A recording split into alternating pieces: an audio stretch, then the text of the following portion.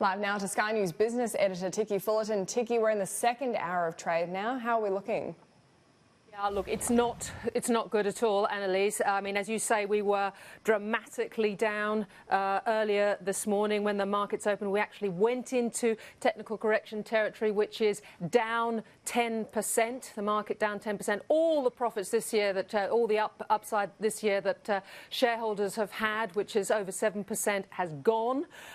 We are now in a situation where we've come back a little bit. I think we're down about 2.8%. I'm sitting next to the markets editor for the Australian, David Rogers. I can tell you it's just moving all the time.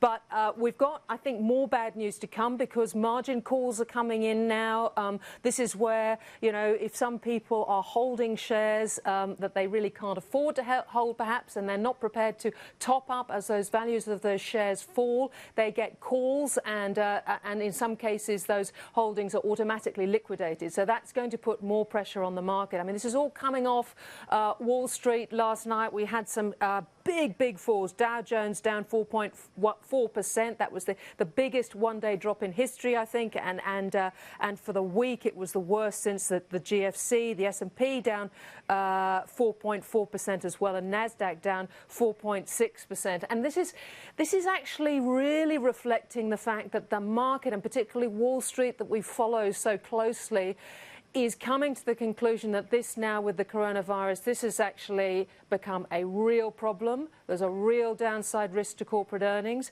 There's a real problem about supply chains, which we had BlackRock's Larry Fink here earlier in the week explaining all of this. And it is actually, I think, a correction that is going to stick.